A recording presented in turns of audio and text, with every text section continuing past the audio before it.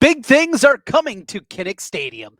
South Dakota State transfer Mark Gronowski is set to take the Big Ten by storm, bringing leadership, mobility, arm talent, and a winning pedigree to Iowa City. Watch out, Hawkeye football got a major upgrade.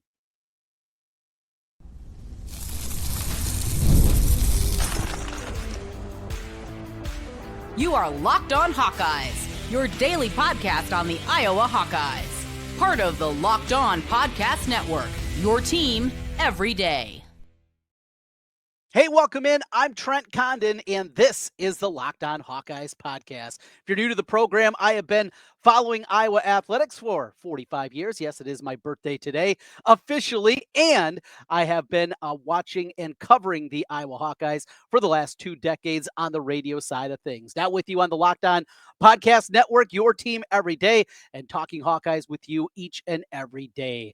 Coming up on today's program, we are going to talk a little bit about the weekend ahead for Iowa baseball. We'll break things down on what the Hawkeye team trying to hold on to first place in the Big Ten has in front of them as Nebraska comes to town, one of the favorites in the Big Ten. We'll also talk with David Eickholt from 24/7 Sports, HawkeyeInsider.com. We'll get his thoughts as they cover a lot of recruiting. What's happening with the transfer portal for the men's basketball program? What's happening with the portal with the women's basketball program? We'll talk a little football also coming up here with David Eickholt. And our conversation begins here on the quarterback spot and some Iowa football with spring football about halfway through things as we're a couple of weeks away from our one glimpse that we're going to get at the football team, and that is coming up here today. Thanks for being with us each and every day and making Locked On Hawkeyes your first listen every single day. Today's episode is brought to you by FanDuel Sportsbook. New customers right now can get $250 in bonus bets when you win your first $5 bet.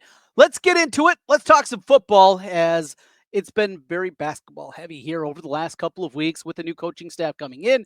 Ben McCollum, great to be able to talk with Coach McCollum yesterday. Really enjoyed our conversation and breaking things down, but we'll talk plenty of basketball. And with the portal opening back up, that will certainly move back to the forefront, and we will get into that in tomorrow's program. But let's get football here. And as I said at the top, Mark Gronowski, we knew Iowa was getting a stud, right? You just look at the numbers, what he did statistically, and you know that Mark Gronowski is going to be a guy that, in terms of what he brings to the table, okay, you got a quarterback that's put up big numbers, and you can say, came at the FCS level. What do we really know? How is it going to equate? Just know that some of the programs that were after him. And you look back at this past season, threw for 2,700 yards, 23 touchdowns against 7 interceptions. That was a low water mark over the last couple of years. Incredibly efficient, big, strong, physical. You go back to the excitement that there was for Cade McNamara. I think there's a component to it where you look at the talent that was around him in Michigan. J.J. McCarthy obviously unseated him and leading him to exit. That was not going to be the case with Mark Gronowski. There was nobody that was pushing him out the door. But there's a little bit more to it. And hearing Gronowski now for 20 minutes with the Iowa beat writers today, hearing his conversations about the program, about coming in, really about fit. It seems like his fit is so much better than what we saw with Cade McNamara. Cade McNamara came in right away, and after the sledge that we were dealing with at the quarterback spot the couple of years previous, anything would have been like getting a glass of water in the Sahara, right? I mean, that's what we got with Cade McNamara, and it didn't right. And he came in with gusto, and he came in with flair, and he told everybody, tell us we're going to have the worst offense in the country, and they did again. Does that fit with Iowa football? Not really. It doesn't mean that everybody has to be a choir boy and that you can't show personality, because you absolutely can. Personality is okay. And Mark Gronowski today, he showed personality. He showed that, yeah, this is a guy that can be a leader. And not doing it with false bravado, not doing it by being Tommy Tough guy, just being a guy that's a football dude. There's a big part of that. The element of Guys just following guys on a football field because they can. Mark Gronowski seems to have that. Seems to have that it factor. And it's not forced. It's not contrived. He just has that kind of personality. Now he's got to win over the locker room. And it's a locker room that he walks into with Iowa football having as deep of a quarterback room as they've had in a number of years. What Tim Lester, the offensive coordinator, did in a year's time, completely out with the old and in with the new, even in today's era of the transfer portal, you don't see that happening at this kind of level. You bring in Hank Brown, guy that started a couple of games in the SEC, and at Auburn, not at Vanderbilt, not South Carolina, at Auburn. And regardless, yeah, both those teams had good years last year, probably weren't the best examples, but you know what I'm saying. This is a power program. This is a program that has won a national championship recently in Auburn, and he started a couple of games there. You have Brennan Sullivan that has proven he can win games in the Big Ten, and it's done it at two different schools, both at Iowa and Northwestern. We know he's an athletic dynamo. We know that he can win games for you with his legs, and the specialty package they implemented last year for him is that another thing. Sullivan comes in with accolades, and this is a guy that Iowa could have backed away. Now, he committed to the previous regime, the old offensive coordinator, but Tim Lester liked what he saw there. There are pieces. There are pieces that they've never had in recent history at the quarterback spot, further and further down. It's exciting. Now you have Gronowski, and you look back at last season, you think of the games that they lost. You think the way they went. Obviously, a number one that jumps to mind is what happened after the opening quarter against Iowa State. And you can talk about what happened in the goal line, not having Caleb Johnson in there, just the play calls. And that bears mentioning. But the quarterback play by Cade McNamara was just brutal for the final three quarters. He was awful. But Mark Gronowski in there, win that game. A couple other moments. Now, the defense was also atrocious against Michigan State, but you look at that one and some of the opportunities that were left in the field, at least during the first half of the game at Spartan Stadium. That's what you find yourself doing. It's going to be different with Mark Gronowski. I truly believe that. That for the first time in a long time, Iowa has, at minimum, a competent quarterback. And I think there's even more. I think there's more upside that you can see. Tim Lester's a smart guy. And we saw a season ago that offense take a step forward. That was mostly with the run game. But now with a quarterback like this, a quarterback throughout the course of his career that's put up some monster numbers, even at the FCS level, but he also did in the best FCS conference in the country. Guy that's won a couple of national championships. This is going to equate. This is going to work. I'm excited to see it. Iowa's got a real quarterback. Let's get excited about that. Let's talk with David Eickholt from 24/7 Sports. A look around the transfer portal. We'll talk women's basketball. We'll talk men's basketball, football as well. We'll do it with David Eickholt. We continue. This is Locked On Hawkeyes. The NBA playoffs are almost here, and FanDuel is giving new customers an incredible way to get in on the action. Right now, when you join FanDuel and place your first $5 bet, you'll get $250 in bonus bets if your bet wins. I love how FanDuel makes betting so easy, whether it's picking my favorite team, the Timberwolves, or diving into player props. Ant-Man usually has something to do with that as well. From three-pointers to steals to assists, FanDuel has so many ways to bet your favorite player props. Plus, after the game tips off, you can even combine live prop bets into a same-game parlay for a chance to win big. Don't miss out. Head to FanDuel.com to claim your $250 in bonus bets today. That's FanDuel.com. FanDuel.com to claim your $250 in bonus bets today.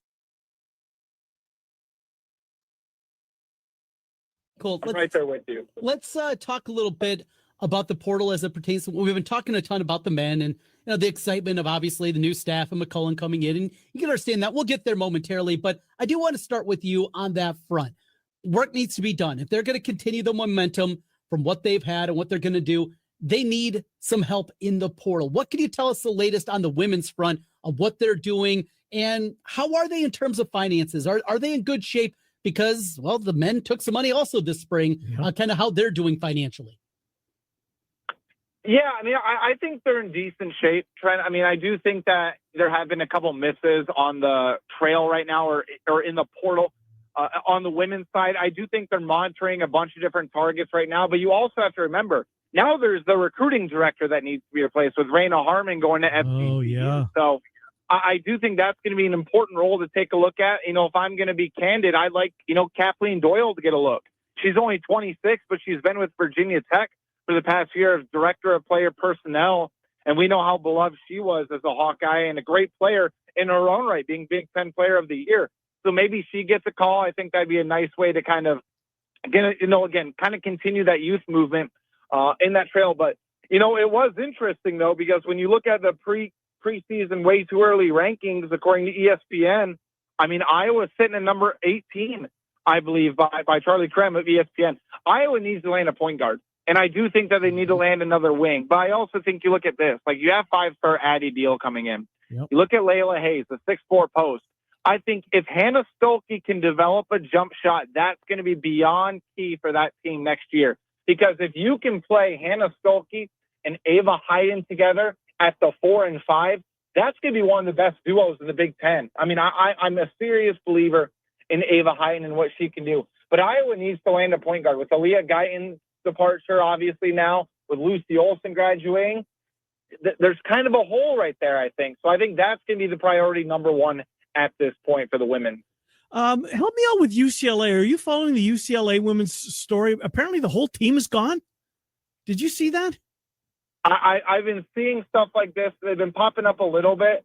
I hate to tell you, man, I don't want to overread into anything because the amount of players that are in the portal right now is absurd. Yeah. Right? I mean, we're approaching 1,400, I think, for the women, and it's gotten out of control. And again, quite frankly, it's unsustainable. I mean, you could say the same thing for USC, right? Like Avery Howell is going to Washington.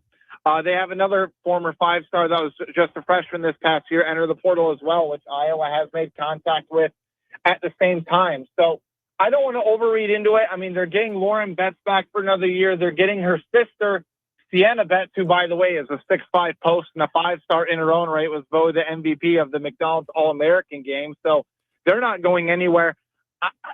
I hate to be just so bland because you know me. I'm the guy who likes to sprinkle hot takes on everything.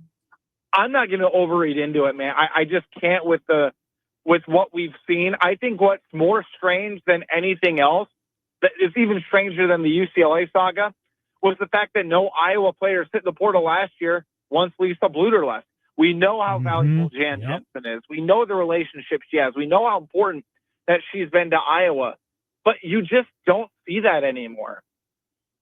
It says a lot. It really does. And I'm looking here. Yeah, the whole freshman class from a year ago, that was number 4 class in the country, all entering the portal for UCLA. It's a different era. I'll let you up from the women to the men and get into what we have set up for this weekend. Going to be some visitors. I anticipate we're going to hear of a commitment tomorrow. So give us the latest of the land and how things are sitting. Ben McCollum, dead period will end, at midnight tonight, and more activity happening in the Iowa City campus this weekend. No, you're exactly right. And I know people are a little bit tense right now because the only players they've really gotten are Cooper Kochback and the Drake guys. I hate to take a page out of Aaron Rodgers' playbook, but relax. Yeah. Relax. Everybody is looking for players at this point. Keep in mind, I know I'm going to relate it to the women's side for a second, but Lucy Olson did not enter the NCAA transfer portal until 2 days ago, a year ago. She did not commit until April 17th. Like, this is the reality of the new norm. Everybody's trying to rebuild their roster right now. I do think that we're going to hear a decision from Chattanooga guard Honor Huff. And by the way, what an NIL name in itself. Really? Are you kidding me? Yeah. You think about that. You think about on the football side, Iowa gets Hudson Parliament next year, and then they could get a defensive lineman named King Liggins. This is spectacular. I mean, all name, right? I do think that we could see a decision from Honor Huff tomorrow. I think Iowa is going to know later today if they're going to get him or not.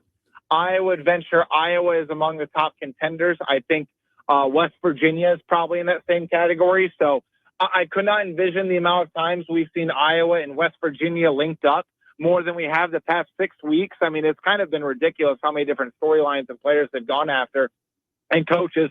But I think Honor Huff's we got to keep an eye on. And then I look at Grand Canyon big man Duke Brennan. He's supposed to visit next week, but he is having a couple other visits beforehand. And that's a guy who I think would absolutely thrive in Ben McCollum's system. Averaged about 10 and 9 a year ago. Not a huge rim protector, but he can alter shots. And again, he can kind of hold down the post. You don't have to run a lot of offense for him.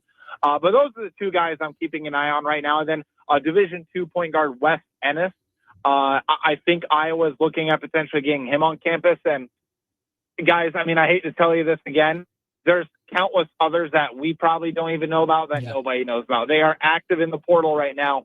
I would pay closer attention to if Iowa has a Zoom with the prospect, and then if they get them on campus, if there's actually going to be traction there. But again, I think we should know if Honor Huff is going to become a Hawkeye sometime tomorrow.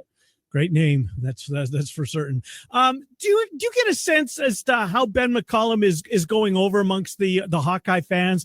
Obviously, it's hard to tell, right? I know that they had an opportunity to put down a deposit on season tickets, on men's season tickets. I don't remember that being the case last year. It might have been, but it appeared on my radar, which I guess is a good thing that somebody was talking about that. Obviously, maybe the message boards would be maybe as good as an indicators we have right now as to how Hawkeye Nation is buying into the new men's coach. How state is that, by the way, if we're relying on message boards? Well, I agree. Yeah. Of the fan base. God, by the way, I love everybody at HawkeyeInsider.com.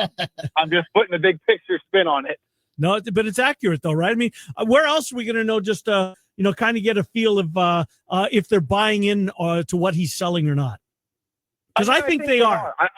I think they are. I think it's kind of irresponsible not to, because I think something that people are not talking enough about, Ken, is how self-aware Ben McCollum is about the state of the program and how much he knows the history. I mean, you look at the interview he did with Chad Leistikow when he talked about trying to get Josh Dix and Price Stanford back. And he said one of the biggest challenges was probably the attendance number over the past couple of years and those sort of things. Like, that's not something you hear a coach talk about frequently.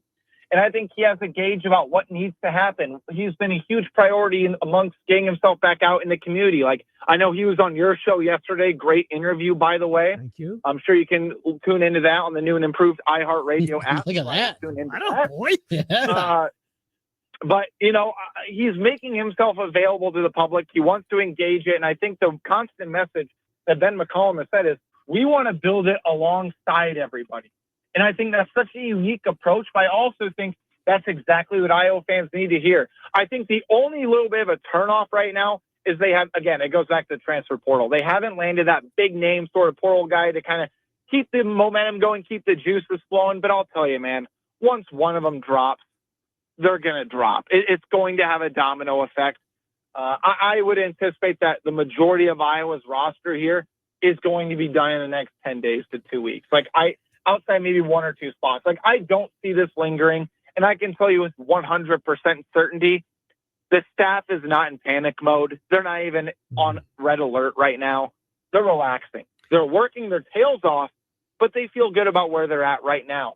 And the one thing I'll say, and I think I told you guys this, maybe I can't remember if it was on or off the record. I know a lot of people are talking about it being a rebuilding year, right? That's the phrase that's thrown around. Yep. One, I think that's a 4-letter word to Ben McCollum. If you get, obviously you guys have talked in. And number two, don't tell Bennett Sturts that it's a rebuilding year. He did not come to Iowa to rebuild. Yeah. I said the exact same thing earlier today in the show. The exact same thing.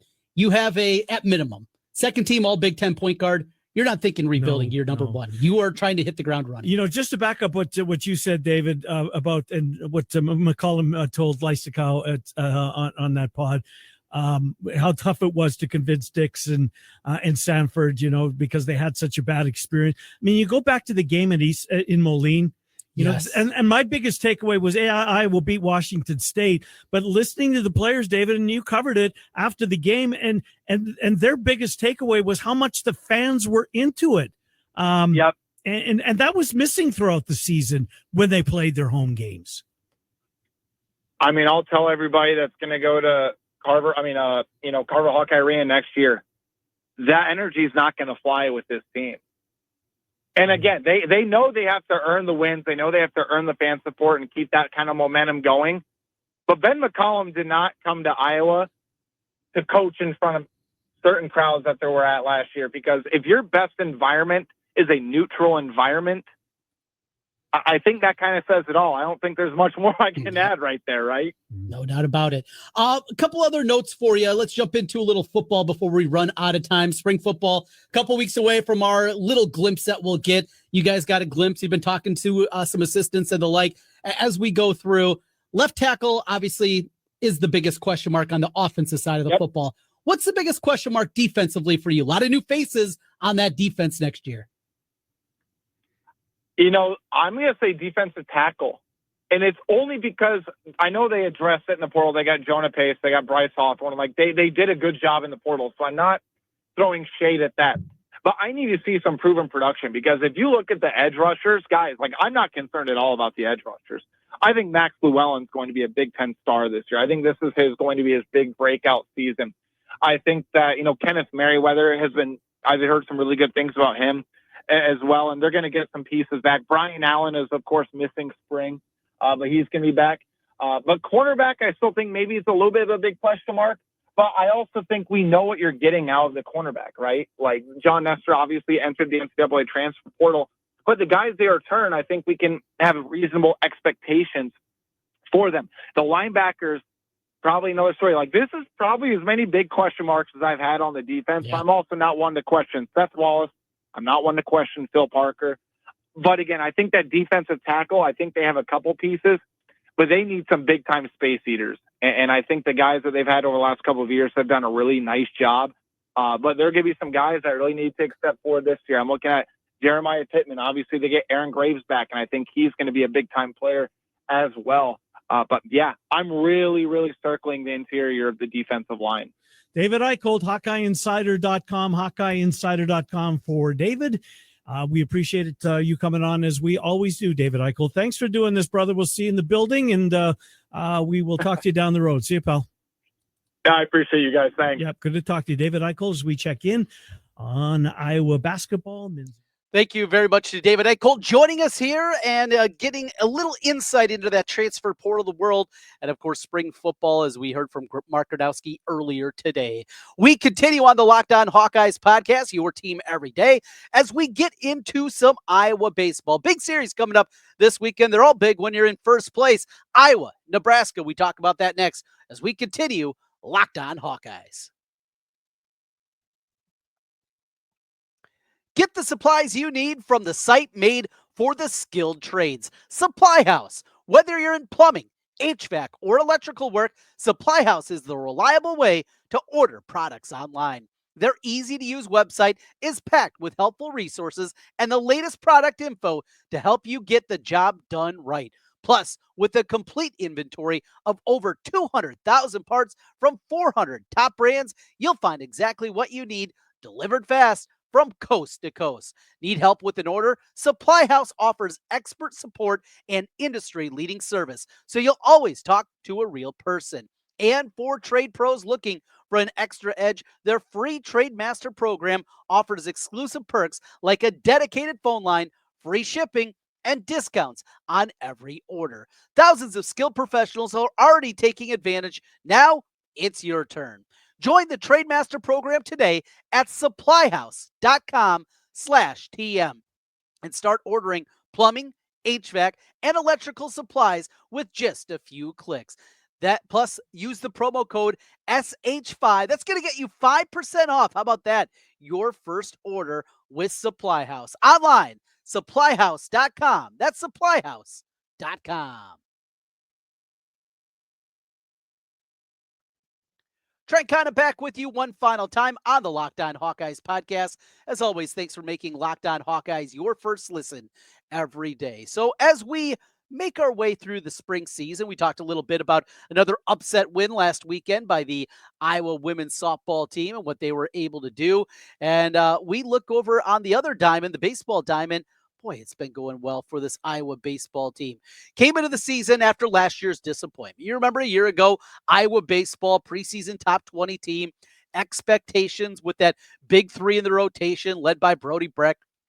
He also had Marcus Morgan back for another season, and then Obermueller in the number 3 spot. And that looked like not just a team that was going to be an NCAA tournament team, that looked like a team that had the potential to maybe even be hosting in the first couple rounds there of the regional. That didn't come to fruition. In fact, it wasn't even close, as Iowa did not even make the NCAA tournament a season ago. So coming off that disappointment, moving on, Morgan moving on, Brody Breck doing his thing already in the Rockies organization. He had a great performance earlier in the week. You brought back Obermueller. Some pieces that out of that bullpen that got a lot better as the season went on, but it was such a disaster a season ago. But you didn't think this was going to be a team, that was going to be in contention to be an NCAA tournament team and to win a regular season title. That's the wildest part in this new era of Big Ten baseball, because after Iowa right now in the standings, as the Hawkeyes sit at 12-3 Big Ten record, behind them is UCLA, Oregon, and Washington. That's right. 3 of the 4 West Coast schools are behind them. And then in the next spot is USC, who's tied with Penn State and Indiana, all at 9-6. That's what Iowa's done to this point. Now, their RPI is 82, and that is going to be a problem. They just have one victory right now against Quad 1. The good news is they're going to have plenty of opportunities going forward. They're going to have chances to be able to get this done. This weekend against Nebraska is not going to be anything that is going to drastically change their computer resume. Getting a series win, obviously important. You start right there, trying to take 2 or 3 out of the Huskers.